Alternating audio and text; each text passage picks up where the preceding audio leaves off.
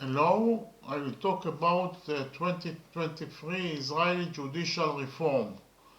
The 2023 Israeli judicial reform is a proposed series of changes to the judicial system and the balance of powers in Israel put forward by the current Israeli government and spearheaded by Deputy Prime Minister and Minister of Justice Yariv Levin and the Chair of the Knesset's Constitution, Law and Justice Committee, Simcha Rotman. It seeks to curb the judiciary's influence over lawmaking and public policy by limiting the Supreme Court's power to exercise judicial review, granting the government control over judicial appointments, and limiting the authority of its legal advisors. If adopted, the reform would grant the Knesset the power to override court rulings that deem legislation passed by the Knesset as unconstitutional by reintroducing the legislation and approving it with a majority of Knesset members. The reform would additionally eliminate the ability of courts to conduct judicial review of basic laws and change the makeup of the Judicial Selection Committee so that a majority of its members are appointed by the government and effective control over the appointment of judges is given to the government. Levin and the ruling government coalition have stated that the above is the first step in their judicial reform and that additional steps are planned, including changing the appointment process of legal advisors. Changing the appointment process of legal advisors to the government ministries such that they are appointed and dismissed by the ministers, making their legal advice a recommendation rather than binding on the ministers, and making them subordinate directly to the ministers rather than to Justice Ministry's professional oversight. Prime Minister Benjamin Netanyahu was forbidden from taking part in the debate over his government's judicial reform by Attorney General's order due to a conflict of interest stemming from his ongoing trial. Netanyahu maintains that it is necessary to strike a balance between democratically elected legislators and an activist judiciary that selects its own members and wields undue influence over public policy. The proposed reform has sparked significant backlash both inside and outside of Israel. Opposition leaders and activists accused the government of undermining established norms of checks and balances and attempting to seize absolute power, with some arguing the reform amounts to an attempt at regime change. The President of Israel, Isaac Herzog, has called for the reforms to be altered to allow for a wider consultative process, and the President of the Supreme Court of Israel and Israel's Attorney General have attested to the reform's illegalities. Protests against the reform erupted in Israel shortly after its introduction, as did significant concern among some in the international community.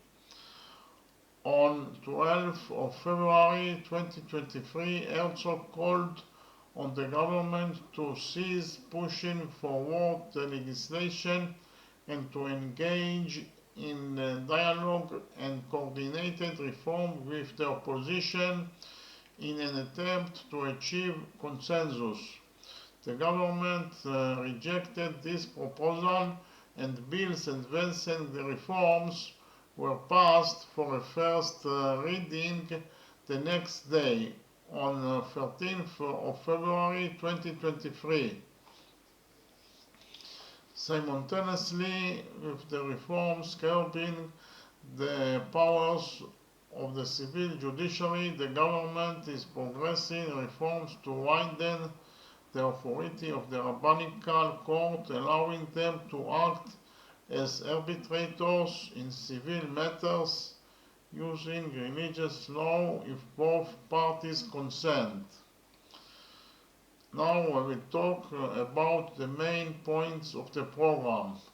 After being sworn in as Minister of Justice in the 37th government of Israel, Levin presented his plan for changes to the judicial system. The first reform is disqualification of laws, and it has 4 sections. The first section is an override clause will be enacted. The Knesset will be able, with a majority of 61 of its members, to reenact a law that was enacted and invalidated by the Supreme Court. The law will be valid for 4 years or until 1 year after the start of the next Knesset term, whichever is later. The Knesset will be able to reenact a law that was enacted in a previous Knesset, even if it was unanimously invalidated by the Supreme Court. The second section of the first reform is the court will not be able to discuss fundamental laws at all. The third section of the reform is disqualification of laws will be possible only in the Supreme Court with a full composition of 15 judges and with a majority of 80%. The fourth section of the first reform is limiting the duration of the discussion on the disqualification of the law. So we finished to talk about the first reform. The second reform is the appointment of judges, and it has 6 sections. The first section is expansion of the committee for the selection of judges from 9 members to 11, including 7 appointed by the coalition, 1 from the opposition, and 3 judges. 2 of the judges will be appointed by the President of the Supreme Court, subject to the right of veto of the Minister of Justice. The second section is the cancellation of the secret elections in the Knesset for the selection of its committee members. Instead, the heads of the Knesset Committee and the Constitution, Law and Justice Committee will be appointed as representatives of the coalition, and the chairman of the State Audit Committee as the representative of the opposition. The third section of the second reform is changing the majority required for the appointment of Supreme Court judges to a simple majority instead of 7 of the 9 members of the committee for electing judges of the other courts except the Supreme Court. A simple majority was required even before the reform. The fourth section of the second reform is conducting a public hearing in the Constitution, Law and Justice Committee for candidates for office in the Supreme Court. The fifth section of the second reform is abolition of the seniority system. The President of the Supreme Court will not be the oldest judge in the Supreme Court, but will be chosen by the committee for the selection of judges and may even be a person who has never served as a judge in the Supreme Court. The sixth and the last section of the second reform is allocation of the term of office of the President of the Supreme Court and his deputy for 6 to 7 years, at the end of which they will return to serve as full judges of the Supreme Court. So we finished to talk about the second reform.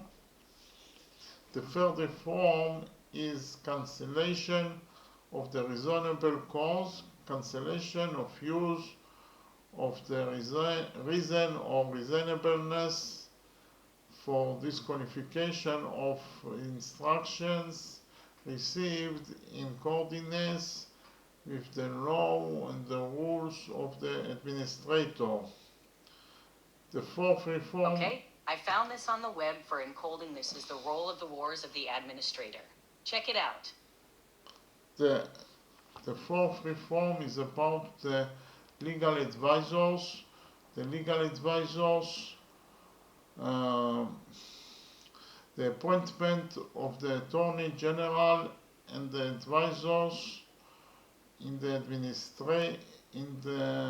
ministries by the government, and the ministers defining their opinion as not binding on the government and giving the government the option of independent legal representation in court.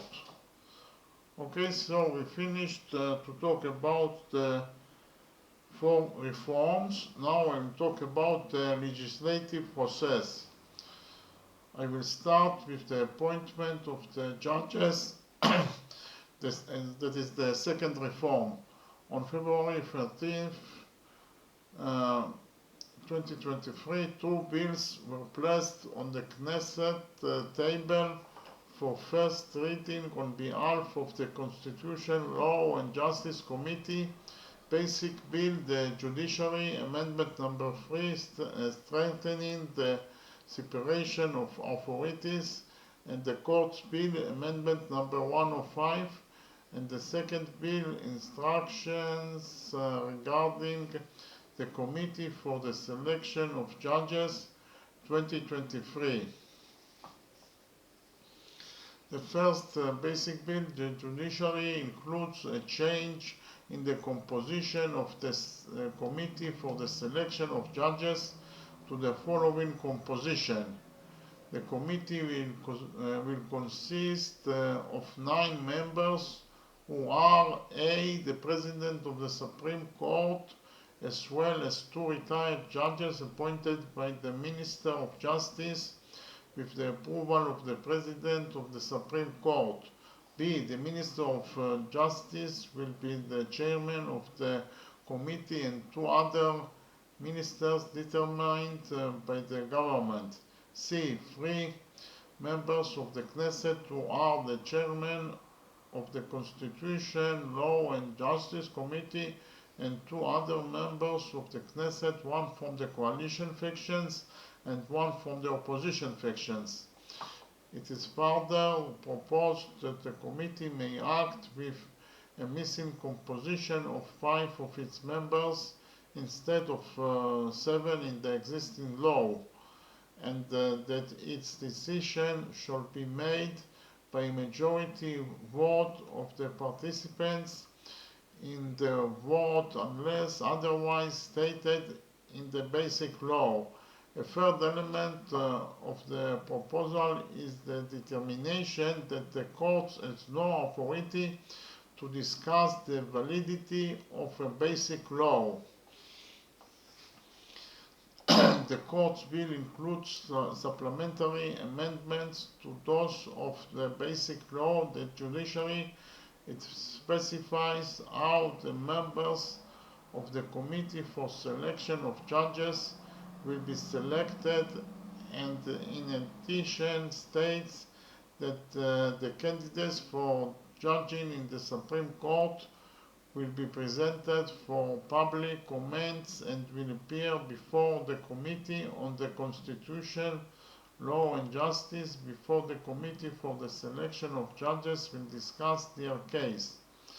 The proposals were approved in the first reading on February 20th, 2023. The second subject is disqualification of laws. That is the first reform.